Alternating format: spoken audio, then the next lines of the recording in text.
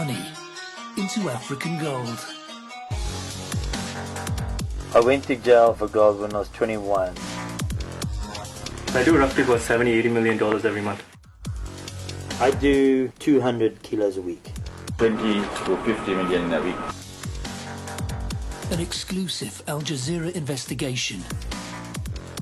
There is a hell of a big opportunity to wash money here.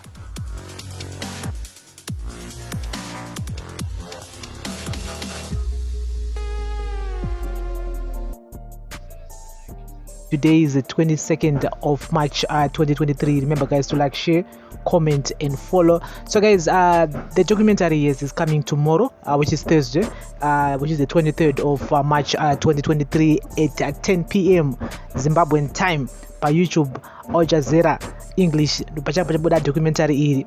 And so nakoteka ndimbo on the other side. I mean, we cannot just ignore what Arab Business Governor Dr. John Mangudya said. Pakabuda, if the first trailer is a few weeks ago, this documentary is there to tarnish the image of the country, is to tarnish the institutions like RBZ. Yes, then the papejira Rutendo Benson Matinyarari.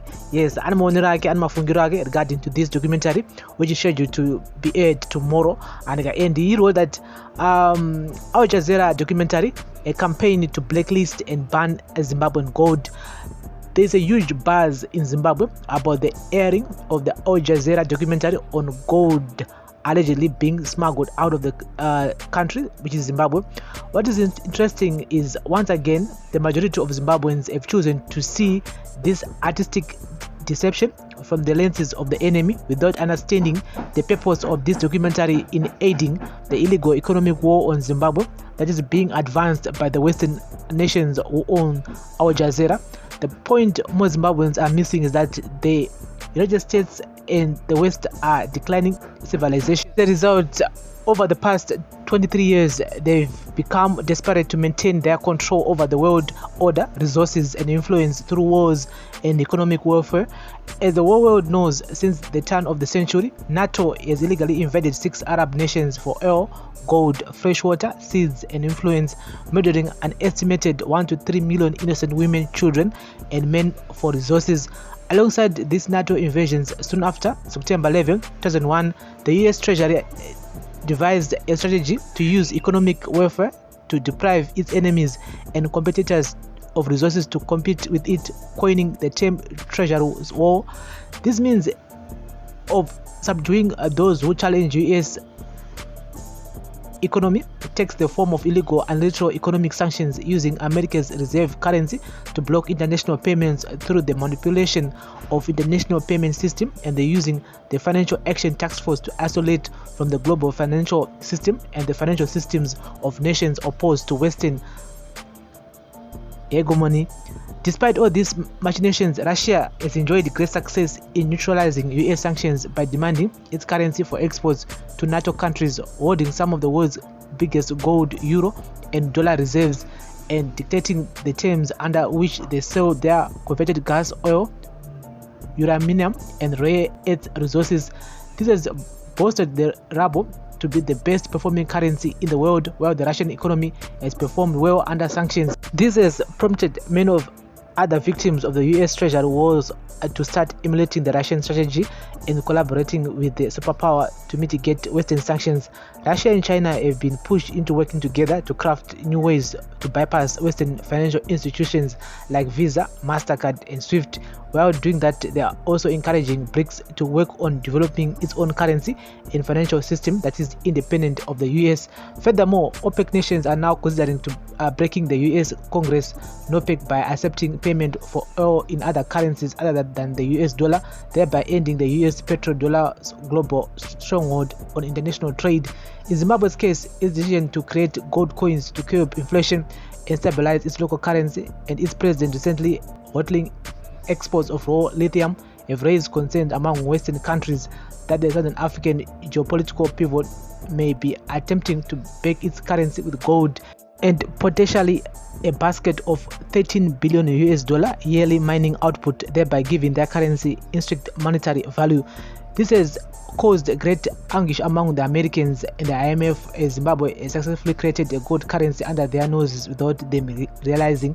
If Zimbabwe is successful in backing its paper currency with gold and other resources, this will end the rampant devaluation of the Zimbabwe dollar, teaching other gold-rich nations to emulate Zimbabwe and hence exposing Western fiat currencies that are backed by nothing. Moreover, this along with the developments in BRICS and OPEC could bring an end to the US dollar's reserves currency status as gold and resources once again become the standard of value holding exchange. This would mean that the US, Europe, Japan, Canada and Australia would have to pay their debts in either gold, resources, finished goods or the currencies of resources-rich nation, while the prices of resources are set to rise. The US government's attack on Libya for attempting to create a similar gold currency in 2011 and its request for the UK government to block Venezuela's gold reserves in the Bank of England in 2020 was intended to stop the threat of this shift to a gold resource-based reserve system. For decades, the US dollar has been the reserve currency used to pay for oil, forcing nations to demand dollars in international trade to buy oil, which in turn pushes them to save their surplus by buying US treasury bills.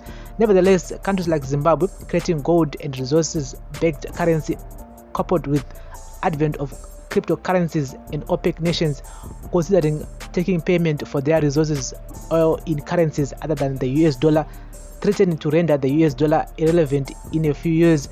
Al Jazeera documentary on Zimbabwe is an attempt to stop this inevitability by the US trying to ban and blacklist Zimbabwean gold from the international market because gold has stopped Zimbabwe's economy from melting down.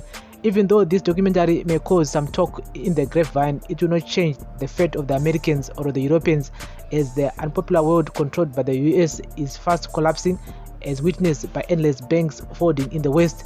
As a precaution, the Zimbabwean government is advised to respond appropriately to this disinformation by Al Jazeera before its troops are used again by the West to illegally impose sanctions without trial, which is due process. So guys, this is what Rutendo Benson Matanyarire said on Facebook panyaya documentary re Al Jazeera anzi it's all about nyaya yekuti Zimbabwean gold ribanwe kuAmerica and they want to impose sanctions against Zimbabwe and andonyaya itongoripo avo vari kuona success iri kuitika muZimbabwe vari kuti pacho zvavo vega no, this cannot be happening. But I understand where he is coming from, but again nyaya iripo apa inyaya haizi nyaya yekuti anzi Zimbabwean gold needs to be banned, no, inyaya yekuti corruption, inyaya yevanhu vari kuburitsa gold racho maresources acho emuZimbabwe anika diamonds, lithium yacho iri kubuda dzunguwa isiri pamutemo. Ndopane nyaya yese papo. Yes, people who are smuggling gold iroro vachinotengesa pamusika mitema anika saka ndovanhu vari kuita mari ivo vega, while this gold is supposed to be benefiting Zimbabwe. Yes, revenue yaya supposed to batsira kuti maticha, madoctor, masoja akwanisa kurarama life inenge iri nani because of resources achitengesera dzimwe nyika anika. So where it's coming from I understand, but it didn't mention more about nyaya yezvicherwa zvedu zvemuZimbabwe zviri kuburitswa zvisiri pamutemo nevamwe vanhu vari kuuya vachitora zvicherwa zvedu vachinotengesa. But anyway, it's a very good discussion that we're having here. There are people who are saying, good, this documentary is there to tarnish the Zimbabwean image. Hakuna zvakadaro zviri kuitika.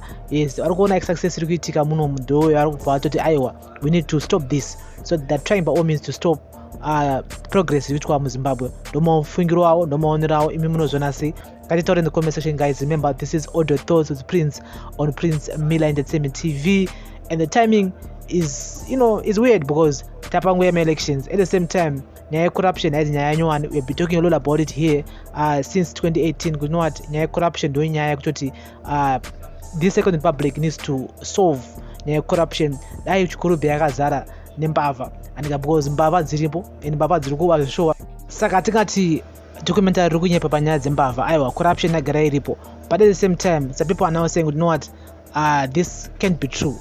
And some people have distanced themselves from that documentary. Some people have even issued my statement saying, this is rubbish. They need to come up with my 11 arena. So we're gonna wait until tomorrow, and then we can take it from there.